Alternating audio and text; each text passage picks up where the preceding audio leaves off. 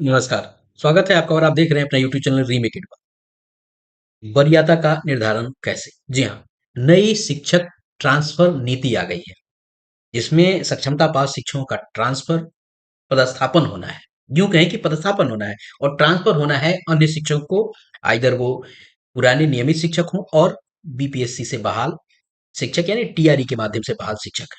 इन सबका ट्रांसफर होना है और पदस्थापन होना है विशेष शिक्षकों का। तो इस वीडियो के माध्यम से मैं आप तक ये इन्फॉर्मेशन पहुंचाने का प्रयास करूंगा कि कैसे जब पदस्थापन होगा या ट्रांसफर होगा तो किसी विद्यालय में कोई अगर शिक्षक जाता है तो उसकी वरीयता का निर्धारण कैसे होगा, किसको वरीय माना जाएगा और किसको कनीय माना जाएगा। मैं एक उदाहरण के लिए आपको बता दूं कि अगर मान लीजिए कि कोई अगर नियोजित शिक्षक है पूर्व से, वो सक्षमता पास किया है, तो सक्षमता पास करने वाले तो 2003 से लेके लोग हैं, 6 वाले लोग हैं, 10 वाले लोग हैं, 5 में बहाल वाले लोग हैं, उसके बाद 13-14 में टीईटी के लोग हैं, 21-22 से है। तो इसमें से कैसे माना जाए, क्या 2003 वाला वरीय हो जाएगा? ऐसा नहीं है। तो कैसा है, किस तरीके से होगा, तो इस वीडियो के माध्यम से मैं आप तक ये बात पहुंचाऊंगा। तो ये यदि वीडियो आपको पसंद आएगा तो लाइक जरूर कीजिएगा और लाइक करके मेरे मेहनताना को जरूर दीजिएगा और मुझे इससे मोटिवेशन मिलेगा। अगर वीडियो पहली बार देख रहे हैं तो जरूर सब्सक्राइब कीजिए ताकि आगे आने वाले दिनों में आप तक रिलायबल प्रामाणिक इंफॉर्मेशन यहाँ से मैं प्रयास करता हूँ कि आप तक पहुँचाऊँ, तो ये ज़रूर आपको मिलेगा, स्टडी मटेरियल्स आपको यहाँ से मिलेंगे और सटीक खबरें, तथ्यगत, तर्कसंगत खबरें आप तक लेके आता हूँ, सूचना लेके आता हूँ। तो आइए वीडियो को शुरू करते हैं कि देखते हैं कि कैसे वरीयता का निर्धारण किया जाएगा। सबसे पहले हमको 2-3 चीज़ों को जानने की ज़रूरत है। उसके बाद उस वरीयता के क्रम पे जाएँगे। अब देखिए, ये आप ध्यान से देखेंगे तो ये कंडिका 2 में एक बात कही गई है। कंजुका 2 में कही गई है, इसमें कहा गया स्थानांतरण एवं पदस्थापन के समान सिद्धांत। पहले वाले में कहा गया है कि बिहार के विद्यालयों में 4 प्रकार के शिक्षक पाए जाते हैं। पाए क्यों? मतलब सेवा दे रहे हैं। वो हैं, एक नियमित शिक्षक, विहित वेतनमान में नियुक्त नियमित शिक्षक, दूसरे हैं स्थानीय निकाय के शिक्षक और तीसरे सक्षमता पास अभी जो होंगे और चौथे हैं बीपीएससी के द्वारा नियुक्त शिक्षक। इस इतने प्रकार के 4 प्रकार के शिक्षक क्या हैं? ये 4 प्रकार के शिक्षक कार्यरत हैं। अब बात आती है पदस्थापन की और ट्रांसफर में उनके अनुपात की। यहाँ 1 नंबर कंडिका से बिल्कुल ध्यान नहीं रखना है कि ये क्रम का निर्धारण है, क्योंकि देखिएगा बहुत सारे लोगों को ये कन्फ्यूजन है। अभी एक वरीय शिक्षक मिले थे, वो कह रहे थे देखिए ना यहाँ तो क्रम दिया हुआ है। नहीं सर, ये क्रम नहीं दिया गया, यहाँ बताया गया है, ये इनकी वरीयता का क्रम नहीं है। यहाँ बताया गया कि इतने प्रकार के शिक्षक कार्यरत हैं। ये एक इन्फॉर्मेशन दी गई है। बताया गया कि इतने प्रकार के शिक्षक कार्यरत हैं। अब आगे है कि जब लोग पदस्थापन और करेंगे तो विद्यालय में क्या, कि अगर स्थानीय वाले ले लेंगे तो सारा लोग स्थानीय ही भर दिया जाएगा? नहीं, वहाँ अनुपात का निर्धारण किया गया। वो अनुपात आपका बन रहा है 10 नियमित, ये नियमित वाले शिक्षक हो जाएंगे।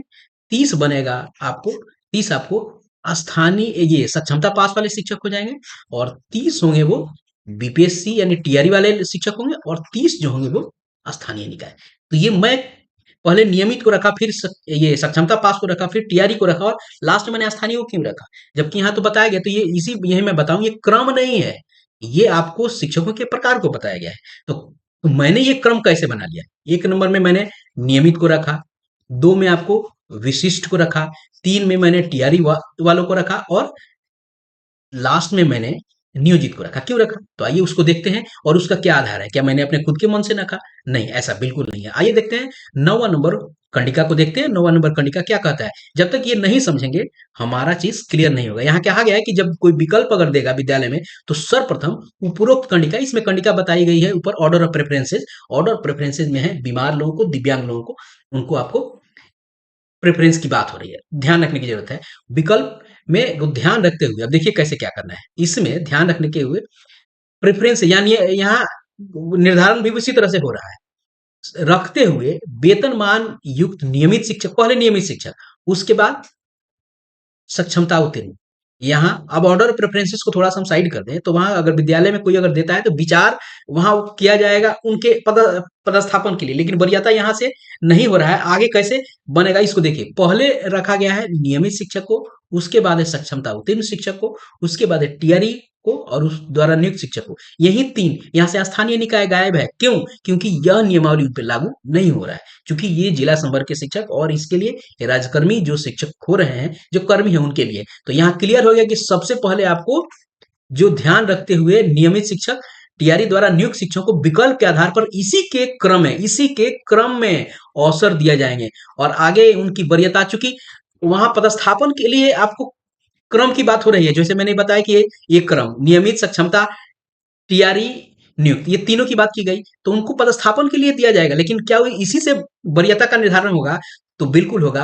आगे कहा भी जा रहा है कि इसी क्रम में वरीयता का भी ध्यान रखा जाएगा। यहां से ये स्पष्ट हो जाएगा। ये आपको इतना दूर में पदस्थापन की बात की गई कि उनको भाई ट्रांसफर मिलेगा तो उस विद्यालय में उनको प्रायोरिटी दी जाएगी ऑर्डर ऑफ प्रेफरेंसेज में, लेकिन वरीयता का निर्धारण कैसे होगा? इसी क्रम में होगा। ऐसा है, कोई महिला अगर सक्षमता पास है, अगर दिव्यांग है, तो हाँ भाई वो जगह मिलेगी, लेकिन वो वरीय नहीं हो जाएगा। उसको ट्रांसफर के लिए उस जगह उस विद्यालय में मिल जाएगा, लेकिन अगर कोई नियमित शिक्षक वहां है तो उससे कनीय होगा। और वहां कोई पुरुष शिक्षक है जिसको जो जो एलिजिबिलिटी तय की गई है, जिसे मैं बाद में बताऊंगा, अगर वो पुरुष शिक्षक उसको फुलफिल करता है तो पुरुष शिक्षक वहां वरीय होगा। तो यहाँ देखने की जरूरत है कि इसी क्रम में वरीयता का भी ध्यान रखा जाएगा, यानी नियमित, सक्षमता, टीआरई। जिला स्तरीय वरीयता सूची शिक्षक श्रेणीवार होंगे। क्या है श्रेणीवार? चलिए देखिएगा, 1 से 5, 6 to 8, 9, 10, आपको 11, 12, यही है ना श्रेणी है विद्यालयों की। अगर कोई टीचर है 1 to 5 में, तो उससे वरीय कौन होता है? 6 to 8 वाला होता है। उसके बाद अगर हाई स्कूल माध्यमिक में है तो 9, 10 वाला सब वरीय कौन होगा? 11, 12। और 9, 10 में कोई आता है शिक्षक, तो कोई भी शिक्षक अगर 11, 12 में होता है तो वहां वो वरीय होगा। अगर 1 to 5 वाले शिक्षक हैं और वहां कोई पहुंचता है आपको 6 to 8 वाला, तो 6 to 8 वाला वरीय माना जाता है, क्योंकि ये श्रेणी ही बड़ी है। एक आपको प्राथमिक है, एक प्रारंभिक है, आपको प्राइमरी है, एक अपर प्राइमरी है, इसमें है आपको माध्यमिक है, एक उच्चतर माध्यमिक है। तो सीधी सी बात है, वो ऑब्वियस है, इसको समझने की जरूरत बहुत ज्यादा नहीं है कि कौन वरीय और कौन कनीय यहाँ होगा। आइए देखते हैं, आगे देखते हैं कि कैसे निर्धारण होगा उनकी वरीयता का, जो मूल बात है इस वीडियो का। तो आप हम 12 नंबर इस कंडिका को समझेंगे और इसके 2 नंबर आपको यानी ख, उसी को हम समझेंगे और यहीं से क्लियर हो जाएगा कि कैसे वरीयता का निर्धारण होगा। क्योंकि 2-3 चीजें जो पहले मैंने बताई है वो जानना जरूरी है, सीधे यहाँ से नहीं होगा। हम लोगों ने जाना कि विद्यालय इतने प्रकार के लोग शिक्षक हैं, उसके अलावा विद्यालय में पदस्थापित किया जाएगा तो इस आपको चारों लोगों का ध्यान रखा जाए, इतने इतने परसेंटेज। उसके बाद उनके उनमें वरीय कौन होंगे वो भी बताया गया कि वरीय आपको नियमित, सक्षमता और आपको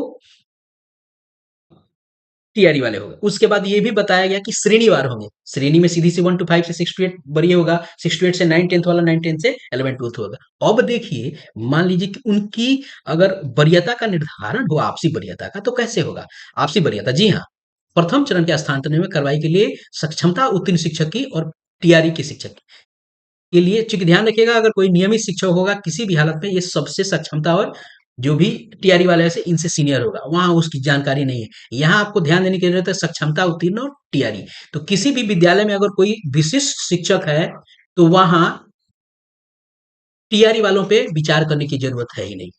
विशिष्ट शिक्षक अपने आप में वहां वो क्या होगा? सीनियर होगा। अगर यहाँ टीआरई में 6 to 8 का कोई शिक्षक आता है तो तब चूंकि वो श्रेणी बड़ा है, टीआरई 1 वाले बड़े होंगे। लेकिन मान लीजिए 6 to 8 की बात नहीं बनती है, तो सक्षमता वाले तो वरीय होंगे, तो उनका निर्धारण कैसे होगा? उनका निर्धारण होगा राज्य स्तरीय वरीयता के आधार पर। तो ये राज्य स्तर से वरीयता का कैसे निर्धारण हुआ है? राज्य स्तर से वरीयता का निर्धारण है उनका मार्क्स।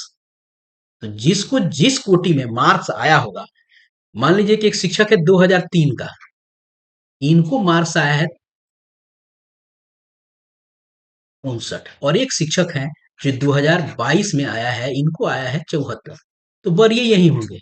अगर एक सेम श्रेणी में होंगे तो वरीय यही माने जाएंगे। यहाँ निर्धारण ही वैसे किया गया है।